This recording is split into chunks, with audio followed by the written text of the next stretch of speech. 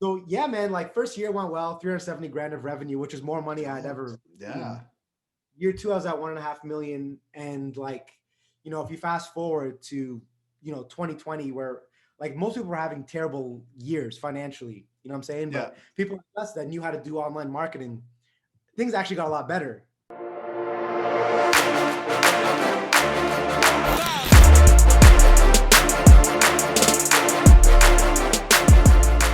Welcome to Seven Figure Entrepreneur Podcast, the number one podcast bringing you behind the scenes with real online earners. No fake gurus here. And today we have the wonderful Chris Fahmy. What's going on, buddy? I'm chilling, man. Happy to be here. Yes, and we got wonderful Tyler Devon looking tanned. Where are you right What's up, now? everyone?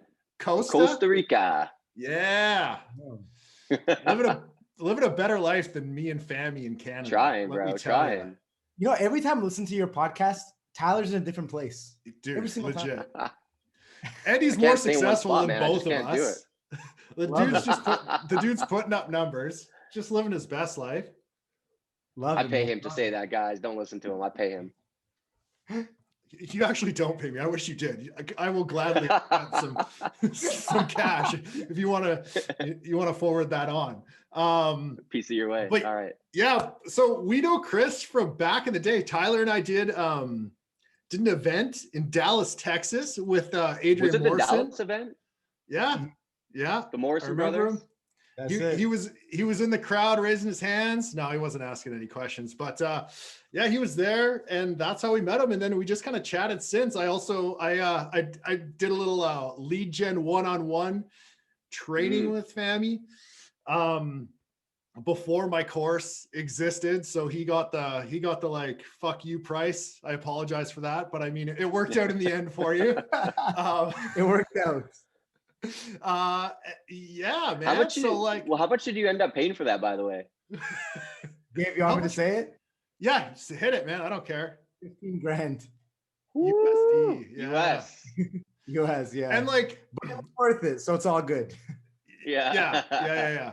And like, it wasn't a fuck you price. I just didn't really want to do it, because I was crushing lead gen at the time. And yeah, I asked you like 30 times, and then finally you told me a price. I was like, okay, fine, perfect. And I was like, honestly, he's either gonna say like no or yes. So, and here we are. But you know what? I'm glad, man. Like despite the fact that you paid me for that, we're still buddies. We chat about tons of shit today. Good relationship to have. It worked out exactly. Yeah. And then I'm gonna have to end up paying Chris to teach me how to do fucking TikTok because he is a beast on there. Chris does a little bit of everything, man. Yeah. I'm all Yeah, dude. So let's like go back because I want to see how you got into the online space. And kind of we'll just progress through there. And yeah, man. Cool, man. Cool. I mean, it's kind of an interesting story, to be honest. It didn't start out in online marketing. It was actually a story I didn't really share too often. I was like a bit hesitant to share it all because like the low was pretty low. Actually, I don't know if I ever even told you guys. No, man, I don't know. I thought you did some like real estate or something for a minute. Yeah. So I'll talk to you all about that. So basically what happened is that, I went to university. I did a civil engineering. I got a civil engineering degree. And this is in Canada, right? Yeah, in Hamilton, McMaster University. Did a civil engineering degree, freaking hated engineering. So I did not want to work a single day as an engineer. And so kind of fast forward, I was infatuated by money. I wanted to make money. And then I met someone that was doing really well, selling these investments. I won't get into it too much, but things didn't really work out in that side. And it kind of left me with kind of like a bad taste in my mouth of certain things. So it was 2016 and I had about 20 grand, right, from all the stuff I was doing. And I was like, seeing people like making all this money online, right, traveling the world, living like crazy, great lives. I was like, I could do that. I could sell online. And I was like, I buy things on Amazon all the time. Why don't I try to do Amazon FBA and just selling things on Amazon? Perfect. I'll be a millionaire next week, 100%, right?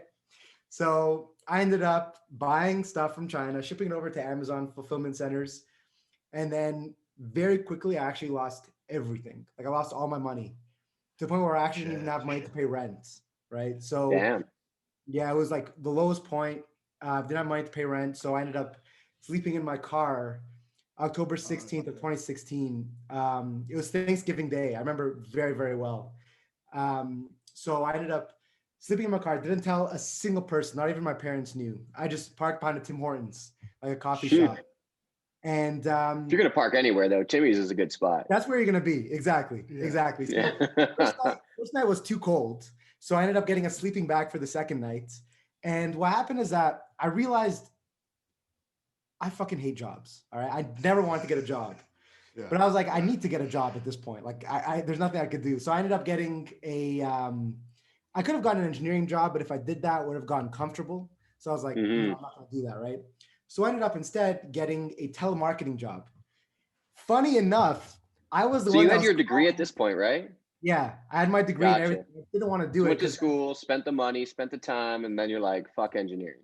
Exactly. More or less. I mean, engineering fair. Is great. People do great things with it. it's not my thing. I don't like the idea of someone saying you have to come in at this time, you have to leave at this time. You can only make this much money until I tell you I can pay you more money. Like, what do you mean? I'll work harder than everybody else. Pay me more. You know, so I don't like jobs. Vacation time, you tell me how much vacation time I can have. I can't take that. So that was another reason why. It wasn't necessarily engineering. It was that entire corporate life with us, right? So I got a telemarketing job, and it was, like I was saying, it's funny enough that I was the one that was calling the leads for solar panels. No. Wow. Exactly like what we do like with lead gen, where we're setting up. Yeah. I was one that was making the phone calls. Was this for a U.S. company or Canadian? Canadian. Yeah. So they were selling solar panels to Canadians or to Americans? They were selling solar panels to Canadians using some kind of program. I don't actually remember the exact program. My job was to not sell the things. It was to sell appointments for salespeople. Gotcha. So, anyways, that was a pretty. It wasn't my thing. I knew I was gonna hate it going in. I just did it so I could make some money. Exactly 30 days, I was able to pay rent, slept on a bed, and I was very uncomfortable still. You know when you're like, you could be doing a lot more with your life, but then you're kind of like bogged down and you don't know where to go and all this kind of stuff. You know that kind of situation. So that's where I was. And then if we go like a few months in, around February, March of 2017, that's when I was like, you know what? I'm not going to do this telemarketing thing. I'm going to figure out, and I never really lost that drive to do it. I just didn't know how to do it. So what I did is I started looking at online marketing things again, how to do online marketing. And then I learned about dropshipping. Nice. And I was like, okay, I'm not going to lose another 20 grand trying dropshipping. I'm sure I could figure this one out. Okay. And that's how that worked. And, first year I did well, around 370 grand of revenue. Is it so? Just as a quick rewind, did you purchase Adrian Morrison's course at that point, or did you just do it on your own? Nice. I actually learned with Adrian Morrison stuff. Gotcha. Yeah, absolutely. Shout out to Adrian. Yeah, no doubt. He's a beast. That's kind of how I met you guys, right? Because Adrian invited me to come out to the event. I think it was towards the end of the year, like in October of 2017. Yeah, I think it was pretty late in the year.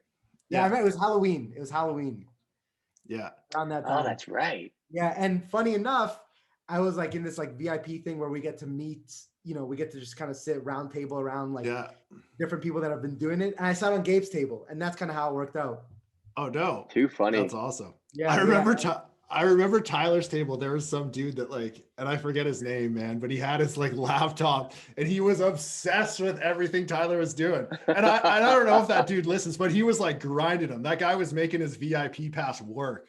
It was awesome. Seriously, he got his money's worth for sure. Absolutely. I got my money's worth too, to be completely honest, because I was just talking with Gabe, and then him and we kind of connected on Facebook Messenger. Yeah. And I just every once in a while ask him questions here and there, try not to be too annoying, but want to learn the ways. So yeah, man, first year went well, 370 grand of revenue, which is more money I'd ever. Yeah. Year two, I was at 1.5 million, and if you fast forward to 2020, where most people were having terrible years financially, you know what I'm saying? But people like us that knew how to do online marketing, things actually got a lot better. So it kind of got to the point where I was like, I want to start teaching people how to do this kind of stuff, right? So that's when I started, starting a bootcamp program where I started to teach people how to do Shopify dropshipping and all that kind of stuff. So that's what I'm working on now, right? Like That's mainly. really Nice, cool, man.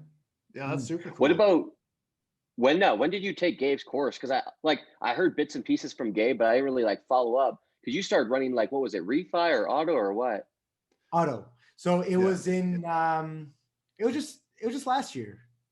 Was it it last year? No. Sorry, it's 2019 maybe. It was 2019. It's 2019. Gotcha.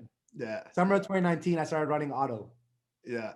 And then that was just auto insurance. Whose offer did he run? Was it Brooklyn's or was it someone else? I think you ran all of them, right? You ran. Yeah, I ran across the board. Yeah. Gotcha. How did that work up? Were you able to ramp up pretty good on that? I was able to ramp up, but then I had Facebook issues. You know how it is. Facebook problems. So anytime I had like a super profitable day, the next day I wake up and ad accounts would be disabled. You know, so that to me was one of the biggest turnoffs of it until for sure I learned how to deal with it. You know, I'm running lead gen now, you know, but now I'm doing like the agency route. I spoke to Gabe about that too. Yeah. You know, finding a different route. So that's cool. No doubt, man. You gotta do it. That's super cool, man. So let's go back to your e-com stuff a little bit. Because I'd like to touch on it because you've had some big successes with it. So what was like kind of your biggest struggle to getting those big months? And then what solutions did you find to get you to those next levels? I didn't know how to scale. All right. I wasn't good at scaling things. So one of the big issues I had was how to do that. And as a matter of fact, honestly, Gabe, during that sit down, when we sat down and talked, you opened my eyes to this whole thing called duplication. Yeah. Like you just duplicate the ad sets and you're like, yeah, you don't. I was like, no, never done that before. So after that, I started duplicating, and that's kind of where things really took off because I learned how to scale up. Because if you don't know how to scale, you don't have a scaling method, you're always kind of going to be trapped. Yeah. Not know where to go, you know? That's cool, man. This podcast, it seems like more of just a Gabe plug, which I didn't plan on at all. It just coincidentally that's kind of how it kind of worked out, right? Like I definitely learned a lot from that. Yeah. Duplication was a big thing. What about products? Yeah, so it's all about testing. Like in especially the dropshipping industry, it's all about testing. So I kind of realized that it's like the Pareto principle, right? 80-20 rule. 20% of what you do will give you 80% of the results. And I think that's applicable in everything, right? Yeah. In dropshipping, that 20%, really pretty much the one thing you have to be doing all the time is product research and testing. So I kind of just took that as like my religion for this. And that's all I did, like every single day. If I had like an hour, I'd spend 55 minutes on product testing and research. You know, and that's kind of do you have any takeaway winners that literally like just ran off, like things that you like didn't expect to work end up working out really well? Honestly, if I think something's going to be a winner, it usually doesn't win. And if I think it's random, it usually blows up. It's just weird. So at this point, I kind of just look for something that kind of hits certain criteria I'm looking for. And it's something that pops. Yeah. People are scrolling through Facebook or Instagram, right? They're not looking for ads. You just like stop. That's the very first thing. Totally. Right. Yeah. So I just find that things that really pop, that's a huge. Could you kind of like, just to give people some nuggets that they can run with, like what kind of things specifically do you look for before you're like, oh shit, that pops? Okay. So one of the first thing is a showstopper. So I literally will be on AliExpress where we do product research, right? And sometimes I'll even have like a drink with me, whatever. And I'll just be like mindlessly scrolling through AliExpress. It's kind of relaxing once you've done it for so long. Oh yeah. Oh, what the heck is that? And then I click on it and then I can understand what it is. I can see I can make money on it. And that's like one of the biggest things, just mindlessly seeing what pops.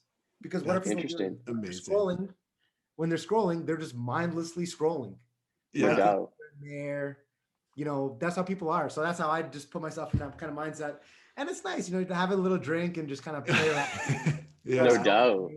That's one of the big things I do. And as long as also the product is something that people can understand what it is and that you can make a profit off, right? Yeah. Those are the kind of the things I'm always looking for when I'm going about. Do you have like a price point that you like to go after? I play around. I've had winners at $20, literally, including shipping $19.95, and we just scale that to the moon. Because then we just do like we're for products that are that cheap, we're looking at, $6 to $7 cost per purchase. Yeah. And it's a relatively cheap product. But then you're getting multiple orders, multiple adds to cart, so you're getting a bigger average order value on that stuff too. So I've had $20. I had one of my biggest winners that was priced at around $75. And that one just took off. I think it was like $1 million plus. So is that still a product you have to this day that you sell? It's still a product that I have to this day. Gotcha. Yeah. I kind of want to ask what it is, but I don't want to out your shit. I'll give you like a little part of it is a Pillow Profits product. Oh, dope. Oh, yeah. Interesting. Pillow Profits is definitely a cool way to go. Yeah. So if anyone doesn't know what Pillow Profits is, and correct me if I'm wrong on this, basically what you can do, Pillow Profits is an app where they have like so many products. They have like blankets, pillows, like leggings, like they have mugs, they have like shoes, so much shit. Shoes. Absolutely. And you can put your design on that product and start selling it. And like what's great about it is you don't need to have inventory. Meaning when you sell it, the order gets submitted to them and then that's when they fulfill. But you don't have to worry about, like if you're selling shoes, like buying 5 of every size, male and female, like you don't have to do that shit. Basically, it only gets made once the order is put in, meaning you have like such little risk. It's actually a really cool app. We actually haven't talked even about Pillow Profits, man. That's cool you brought that up. Yeah. Pillow Profits is amazing, man. Like it's like something I tell people after you found like a winning product in a good niche, when you start scaling horizontally, which is finding other products within that niche, that's when you can hit it and use the same lookalike audiences and all that kind of stuff. Now you just start scaling up to the moon. That's kind of how I did it. I had a product that worked well in the niche. I had really strong lookalikes. For those that don't know, lookalike audience is an audience that Facebook basically creates to kind of find patterns amongst your buyers.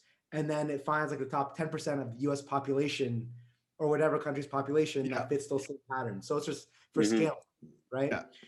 And so I just use those same lookalikes and I just like blasted it with these Pillow Profits products and you can find winners. I hired a designer because I don't know how to do any of that stuff. Amazing.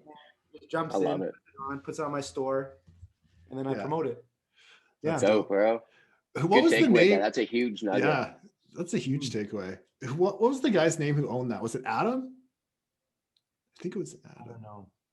He was a cool dude. It was, I wanted to say Alex Becker, but I know it's not. It's Adam something. I think it was Adam. He's a nice dude, man. Yeah, he blew up with that app too. I think he did pretty well on that thing. Yeah, man. Shout out to Adrian Morrison for that plug too, because I didn't even know. I didn't know about that until Adrian. Yeah, Adrian brings fire, man. Like if anyone wants to know drop shipping, like Adrian is definitely the guy to learn from, or one of the guys to learn from. He's on the top 3 list for sure. We're in the middle of booking him for this podcast, so he's never been on. He was on like the Entrepreneurs in Cars, but we're gonna get him on here and dive in with him. It'll be fun. Adrian's the man. That's dope though, bro. Yeah, that's really good. So one thing I kind of want to transition to is let's talk about TikTok a little bit, because how many followers do you say you had on there again? It's about 3.2 million now. Wow. What got you even interested in TikTok? TikTok is interesting, man. It's a kind of a cool story because I love acting, and I've actually been doing acting like classes and stuff since around 2018. I love it. I've been in like a few independent movies and stuff like that. It's a blast. But I was like, independent movie short for porn videos? Not a single porn, not a single porn video yet. No adult content. But he does have an OnlyFans if anyone's asking. Not yet. But actually, I know some people that are doing OnlyFans for promoting like info products and stuff, which is interesting. What? Really? Interesting. Yeah. I know some people that are doing that. I was like, damn, like, does it work? And some people are making good money. Like, there's like, I really want to get a successful OnlyFans chick on here because I think it's such an interesting business model. And I don't think people really know that much about it. And like, I don't. So I don't know. I feel like it's a fine line. Yeah, you know? I mean, I don't really know any successful OnlyFans models off the top of my head. I don't know any. You know, but if I find any, I'll send them your way. Okay, perfect. Thank you. Sorry, continue. But yeah, about TikTok. TikTok is crazy, man. I mean, what happened is that, like I said, I love acting. So I was like, okay, if I want to get booked in more movies, what I should probably do is build some kind of social media following because it's going to be easier for me to start doing that. So I was like, okay, perfect. I want to start building my Instagram following. How am I going to do that? I was literally super caffeinated at 1 a.m. in the morning. Okay. And I was taking a shower because I was trying to calm down because I wanted to go to sleep. And I was like, how am I going to do this? And then I was like, wow, there's this green screen feature on TikTok where I can put a picture in my background and then just say a story with the pictures kind of in the back. So people are going to be engaged and all that kind of stuff. Perfect. I know I love history. I'm like a biggest history nerd. I was okay. I'm gonna do stories about things that I like. And there's one particular story about this guy named Vasily Arkhipov. I won't get into it now, but he's a guy that literally stopped World War III. Crazy freaking story. One guy stopped the Russians from shooting a nuke into the We got to US. hear it now. You've come this far. You might as well just tell it. Okay, I'll give you the Cliff Notes version. Basically, cool. He was in a sub from Russia to Cuba. Okay, there's a Cuban embargo during this time. This is a Cold War time. Basically, that means that the Americans have stopped any ship from going into Cuba.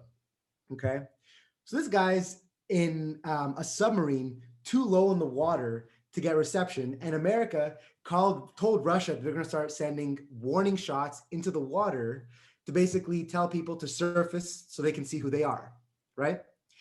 The problem is that these guys with a nuclear warhead in their submarine didn't get that message because Russia couldn't reach them. So now they're in the water near Cuba, close to Florida, and they start hearing all these warning shots. It's like a little bomb in the water that goes off. And so they're like, holy, like we have to see what's going on. And Vasily Arkhipov wants to surface, but the other two think World War III is happening. That's it. They want to shoot the nuke to the US. And for them to go, these three people have to unanimously decide to shoot the nuke. Wow. And it's they can't get a hold of Russia anymore. So two of them want to shoot the nuke. The other guy says, Vasily Arkhipov says no, and they literally get into a fist fight. Vasily Arkhipov wins. They surface, and they see World War III has not happened.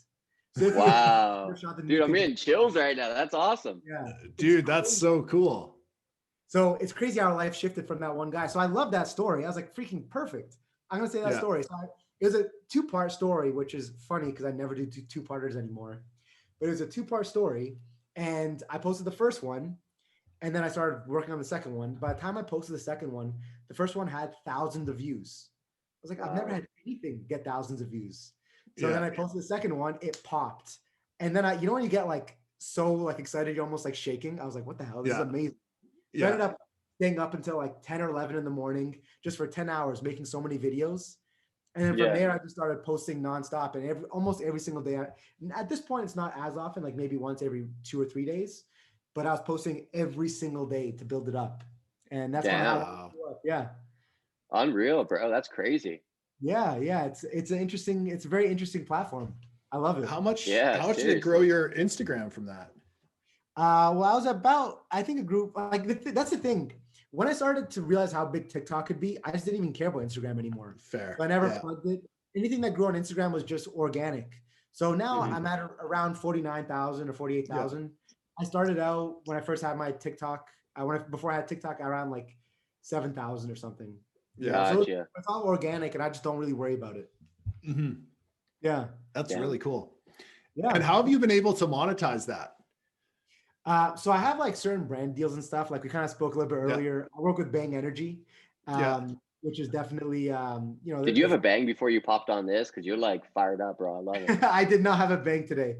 This is just how he is. I'm just naturally excited to talk to you guys. It's funny because like I've done like a few podcast interviews and stuff. This is one of the only podcasts I listen to almost every single one of your videos. Damn, that's amazing, man. Yeah. So for me to be on here, I always said in the beginning when you first started doing it, I was like, one day I'll be on 7 Figure Entrepreneur.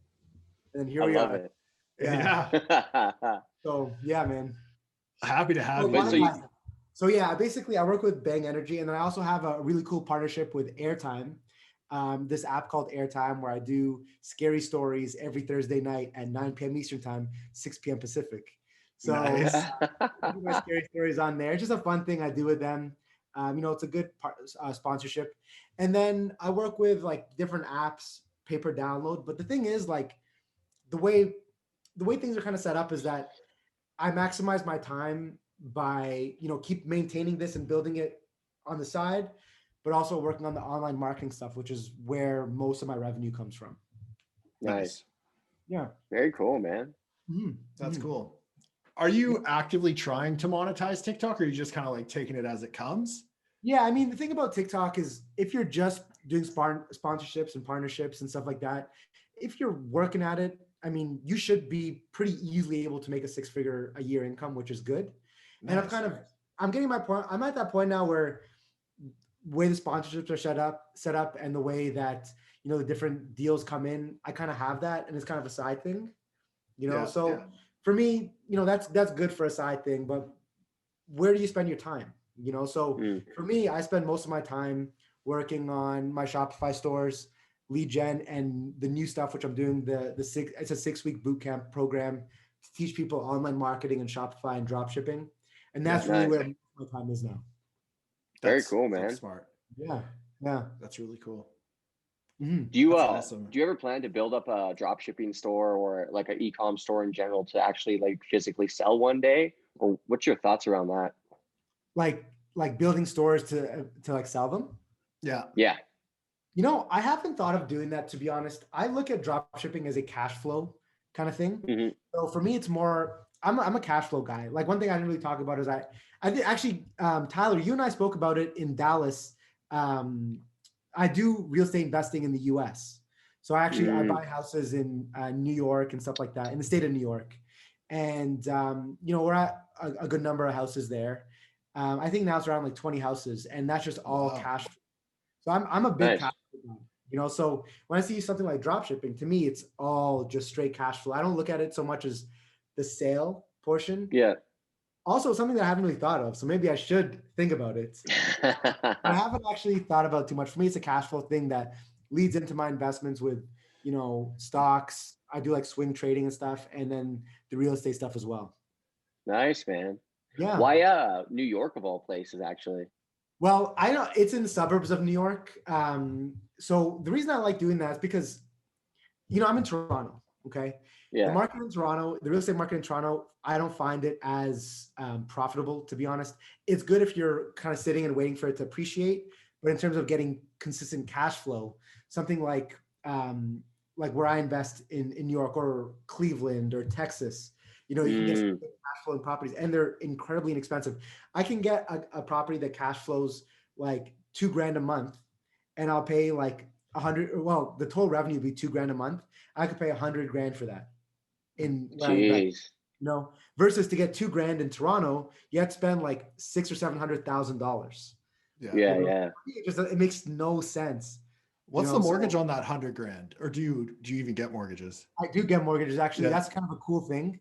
Eventually I'll start teaching people how to do all that kind of stuff, but we get mortgages at 60%, well, 65% loan to value. And it used to be higher, but because of COVID now, it's lower. However, the mortgage rates have all dropped. So it used to be 6.5%. Now it's around 4.5% because we get corporate mortgages. Oh, that's gotcha. Cool. Interesting. Yeah. How much does that cost? Like a month, roughly. Sorry.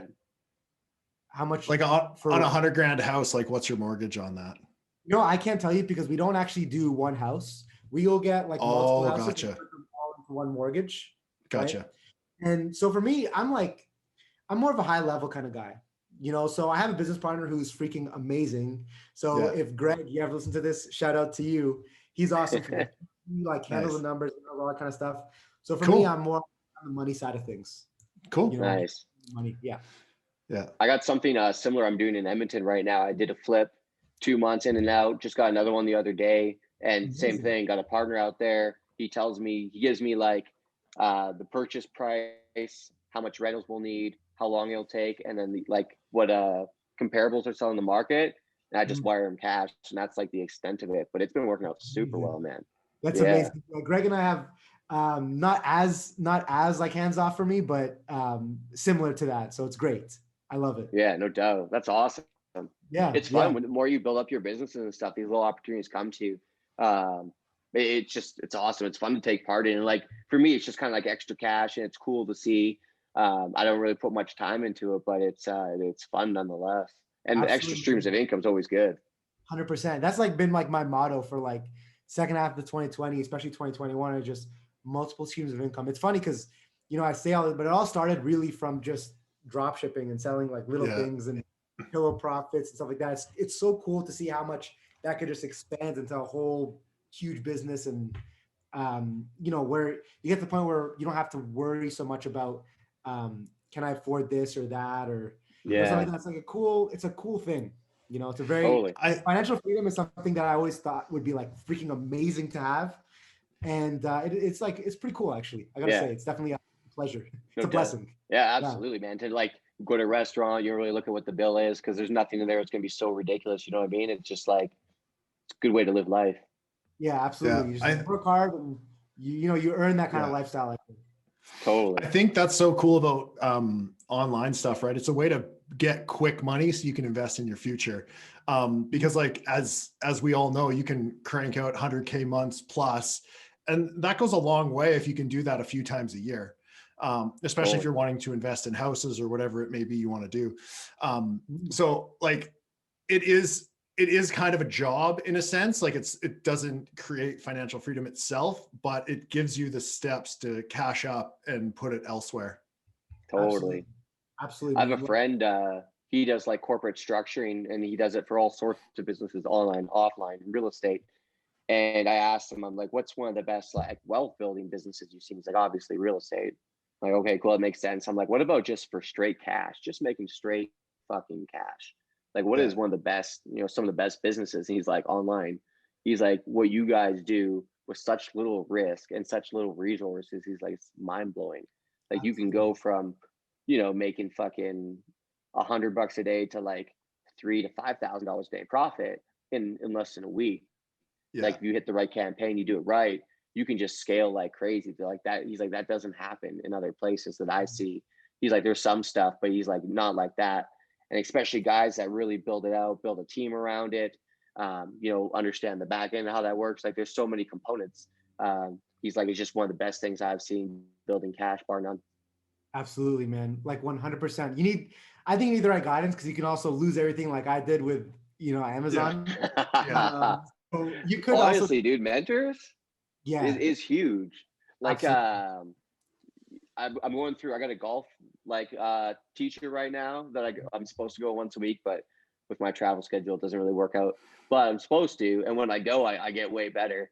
And then I have I'm doing, if you guys have heard Jim Quick at all? Yeah. Memory guy. Yeah. I'm always doing like 2 or 3 courses or have some sort of mentor learning something because your learning curve gets so condensed. Like doing something and figuring out your own at this point, just not fucking worth it for me. Like I'd rather have someone at least shortcut and get me there. And then I can figure out the details later as far as like different ways of doing and stuff. But you just get to where you want to go so much faster when someone gives you a map. 100%. Like when it came to like lead gen, because I'd seen the numbers that Gabe was doing and I was like, Gabe, just freaking show me how to do this, man. Like I'll pay you. I literally asked him a lot of times and then we finally got it to go. But if I hadn't done that, I wouldn't know what to do. The same thing with like Shopify dropshipping. Totally. Think about Facebook ads or Shopify. It's intimidating. You're looking at it, you're like, I don't know. Dude, and there's so many apps and you got your ESP and like, do you build funnels? Do you not build funnels? Like all that shit, man. There's so much that goes into it. Yeah, absolutely. So, having that guidance is super, super important, I think. No doubt, man. No doubt. And I also think when you do one-on-one coaching, or like a boot camp where it's physically, the person's physically involved in it, I feel, for me anyway, and maybe Chris, you're different, but I just feel like I'm so invested in this person that I want them to be successful. Like with you, man, I was like, this bro just dropped 15 grand on me. I have to get him profitable no matter what, Dude, I remember you fucking saying that. And there's something came up. You're like, oh, something about credit card solutions. You're like, man, do you care if I tell Chris? I'm like, yeah, fuck, go for it. But you get so invested when someone gives you money, like a good teacher, you know what I mean? Who has a more intimate experience, especially people you care about. Like you guys were friends before, you know what I mean? Yeah. Absolutely. Yeah. Like in my boot camp, like with all the people that I work with, I mean, they literally text me and I just respond on text all the time. Like I'm like in communication with everybody. We meet every Tuesday. So, stuff like that, which I love doing it. And it's very rewarding though, when you see them actually find winning products and start making money, and they're like, holy shit, I just sold a product. When they hear that first, cha-ching, that's like the best feeling ever. Yeah. No doubt. It's so rewarding to get them there and do that kind of stuff. So I honestly, man, like I didn't think I was gonna like it as much as I do, but I really love doing it. Like I'm gonna start putting more time into it because it's really fun, man. It's really good. Yeah, it feels good too. It feels so good, man. Like I feel like, and maybe and I'm sure some of you guys can relate to this, but like being broke is the worst feeling in the world. Like out of like all my motivation, staying away from that is like my top tier, man. Cause like that, like I haven't had any health stresses yet in life, but like in terms of financial stress, that's like my top tier stress, so I will do whatever it takes to avoid that shit. So being able to get someone away from that as well, and like kind of like getting them to a good spot like that, for me, it makes me so happy. So absolutely the perfect pitch for OnlyFans right there. Yeah, exactly. Totally. If you have it's actually he's about to. Yeah. I keep telling my wife to do it, but she won't. No, I'm just kidding. No, I've definitely been broke before, man. So I know I share a similar fear to that. But that's why I spend maybe 20% of what I make. Like most of my money goes back into other investments and whatever it is, or new businesses. I'm opening up a few new things. So that's where all my money goes at this point. Yeah. Nice, man.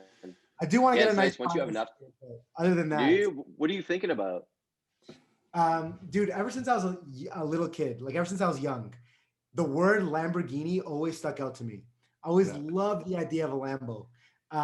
So I kind of got to the point where this year I'm really looking into getting one.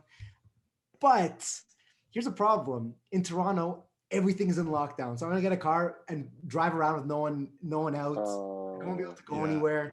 So I need them to basically stop this whole lockdown thing so I can go to like patios and stuff. So I'm also I have some pretty big investments with this bootcamp stuff with the new teams I'm hiring to do different things. It's funny because like I said, I listen to 7-Figure Entrepreneur all the time. And it's great, but it's also made me spend so much more money because I start working with all the people that are on here.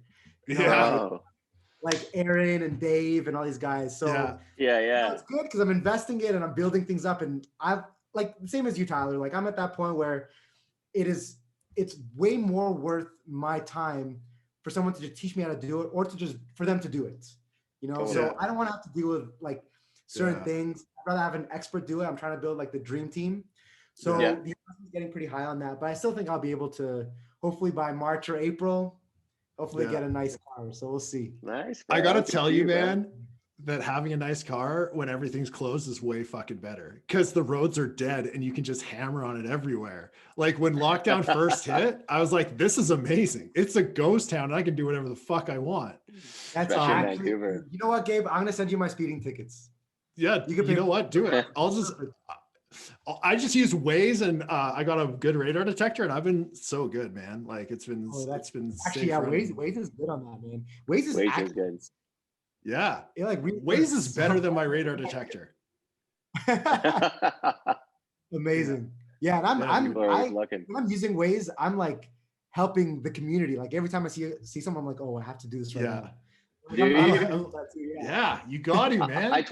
I'm a taker in that. Like I for sure, like I just use it. I never contribute shit. Oh, come on, bro. You got to. Yeah, I know, and I feel guilty. Well, that's because he's always on his phone talking. That's true. That's true. Can you imagine texting, and driving? Like that'd be for sure death of me. But two things I want to mention. One, dude, so many people off this podcast, like I hire, and even like Scott Rerick is one every year. I hire him for at least 1 or 2 hours. And I want to like mention what I pay him, but I pay him like 4 figures for that hour. And like, but it's always the best fucking hour, man. I learn more in that hour, or he gives me a new perspective that like I would have just not figured out on my own. Like having a mentor to like give you a different perspective or show you a different side you've never seen is such a game changer, man. Like he was showing me, I forget what it was, I can't say the product, but they scaled up to like, is either like 10 or 20 million a month in like 6 months from zero. That's insane. It was like something atrocious. And had I not paid him to tell or like to talk, he wouldn't have fucking told me, obviously, right? And he didn't give me like exactly how they did it, but he gave me enough where I could figure out how to, do what I needed to do from that. So people like, guys, if you're listening to this podcast, go back, check out our old episodes. We have some like straight killers on here that we actually pay. There's a few I pay, I think 3 or 4 I pay every fucking month since I first met them, simply because they're just really good at what they do. The second thing I wanted to say is for anyone who has a course, like I've heard stories, like I know one guy in Vancouver, he taught people marketing, and he went to this business one time and they were like a furniture store, like out in Langley or some shit. He was telling me this story, and basically so they're like, oh, we have this furniture store, we're struggling, could you help us? So he walked in and he's like, where do you guys make your most money? And they pointed to a table, is back far corner. It was almost like completely out of sight. And what they were selling were Pandora jewelry, like the little jewels, you know what I mean? Crazy. This company, this fucking furniture store, had one of 3 licenses at the time to sell Pandora jewelry online. And we all know what happened to Pandora jewelry. They fucking blew up huge. And so because he was an online guy and he had access to one of the licenses, I think he took them up to $1 million a month in like 3 or 6 months. But people are already organically searching for it. He's like, dude, there was no SEO competition. He's like, I barely did anything. We ranked right away. And he's like, sales just kept flying through the door, and we did like a partnership deal. So anyone who teaches, like, it's in your best interest, because some of the best deals you're ever going to get is from your students, like people who have something great, they just don't know what to do with it. And if you know what to do with it, it's a fucking great fit. Yeah, absolutely. 100%. Agreed. Chris, what would you say to people that are wanting to get into the online industry? What route would you take? How would you get started if you had to start all over again? That's a good question. So I usually tell people, you could do an infinite amount of things online, but when you're starting out, I think one of the most important things to do is to kind of learn the ropes, make some money, know it's real, get profit, learn how Facebook works, then you can build out from there. So I've always thought that, because maybe I'm biased because that's the route that I took to be successful at first, but I always believe that dropshipping to me is one of the easiest ways to get started, because it's very low capital. It's also very low risk. You're not risking, ad accounts getting shut down and not being able to afford to deal with all that kind of stuff. That's true. You're basically able to immediately have access to, I don't know if there's a billion products on AliExpress, but there might be a billion. Like there's a lot. There's so many things. You have access to at least hundreds of millions of products that you can sell instantly. And so for me, when I look at dropshipping, I'm always like, okay, I know that out of these hundreds of millions of products, I can find something that someone hasn't tried selling and I can take off with it. And that's kind of how I built my whole business, right? We just continually test products. So I think starting out like that is a really good low risk way to do things. And then when you start to learn kind of the ropes, once you've done dropshipping, once you've made some money on it, you start to see this online money is real, but then you kind of start to lift the hood and you see how much you could do with Facebook. And then from there, once you learn that, the sky's the limit. I think, between the 3 of us, like, any one of us can now take pretty much any business that's never done online before and help them do a lot more revenue, because no doubt. people don't know how to do what we can do, and it's not super complicated, but there is time that you have to learn. You have to commit to doing that kind of stuff. And once you've learned how to drop shipping and all that kind of stuff, then I think it's natural to start going into other things. So instead of having a dropshipping business, then you have an online marketing business, which is what I call my business. And my online marketing business now does dropshipping, lead gen, affiliate work, like all that kind of stuff, right? So I think that's, in my opinion, like I said, I could be biased, but that's why I think I tell people, if you want to get started on Shopify dropshipping, I think is the easiest way. Interesting. I would agree with that, because I feel like with lead gen there is a risk of losing accounts. I mean, there is with dropshipping too, but I mean it's lower for sure. And I think if you are a beginner and you keep losing your Facebook accounts, you're just going to get frustrated by it and not be able to focus on like dialing in your skill set with the advertising side of things. So I would agree with that for sure for a beginner standpoint. I think there's definitely pros and cons to both. Yeah, like, for sure. Like you brought up great points, man. Losing your Facebook account's like a kick in the dick for sure.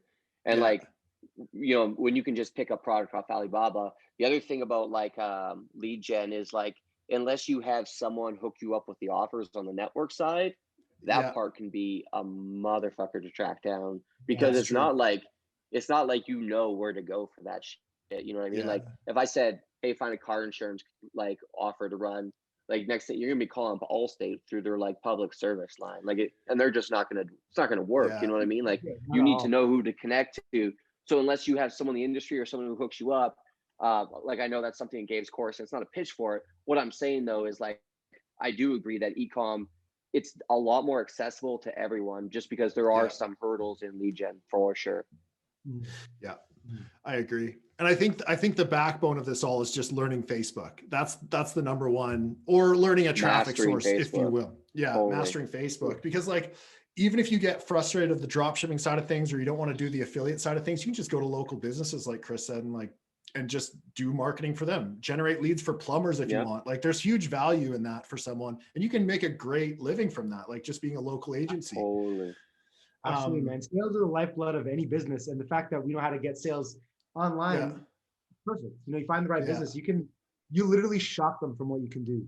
For sure. You know? And I feel like the info is so accessible now. Like you can do Facebook's blueprint course. There's tons of videos on YouTube on how to set up ads and kind of learn it that way. And everyone has a Facebook account. So, well, a majority of people, I don't own any anymore, or I don't have my own anymore, but I have a few others.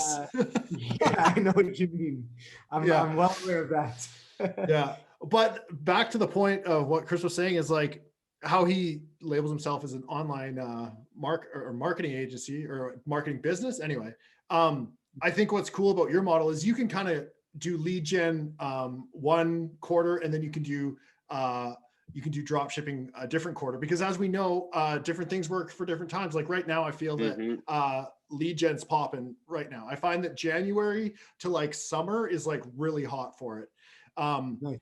And then we all know Q4 crushes with products. So yeah, I think it's best of both worlds, and your skills are easily transferable. Absolutely.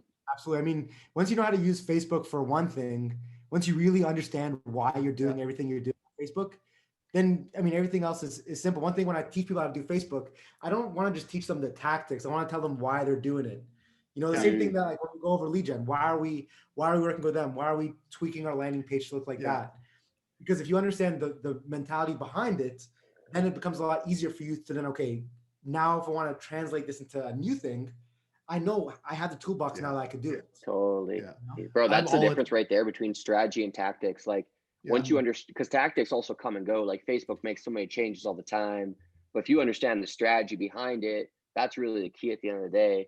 Someone like if Gabe didn't advertise on Facebook for a year, he could pop right in and do it. Or, you know, if he goes to advertise on Google, like his learning curve for someone who already has so much Facebook knowledge is going to be way less, just because he spent all that time mastering Facebook. A lot of it cross applies from a strategy point of view. Absolutely. Yeah. You know what to look for sure. No doubt. Very cool. Man. Yeah, man. Well, it's been a minute. I'm glad we got the chance to catch up here. Yeah, absolutely. It was a blast. Like I said, ever since I was like, when you guys first started doing this, I was like, damn, one day I'm going to be on 7-Figure Entrepreneur. I'm never going to ask you guys to be on it. I'm going to wait and see when you guys. Were you so pumped when that message came in? I was holding back my excitement. I was like, yes, I did it. You did it. I made it. That's fucking dope, man. I'm going to snap a pic here. Yeah. Cool. Yeah. So if anyone wants to get a hold of you, man, best way. All right. So on Instagram and TikTok, it's the same thing. It's Chris Fahmy, ChrisFahmy. If anyone has any questions about anything, obviously you can just shoot me a DM on Instagram. I do check those regularly. So yeah, just hit me up on Instagram. Nice. What if someone wants to learn econ? They want to know more about your course. How do they find that? Same thing. Just send me a DM on Instagram. Let me know you want to do it, and then we can set up a call and take it from there. That's amazing, nice. That's cool. You talk to people beforehand. I guess if you're giving them your personal phone number and shit, like You kind of want to know. Yeah. I'm pretty invested in the people I'm working with, because it's the same thing that Gabe said. Like, honestly, they're investing to learn. You know, it's not free. Mm-hmm. So I'm investing my time to make them successful, you know, so that's what it's all about, I think. No doubt. That's cool. It's interesting, man. I didn't expect, like, I sort of expected it, but not as much, is just how much time you spend on having conversations with people when you drop a course.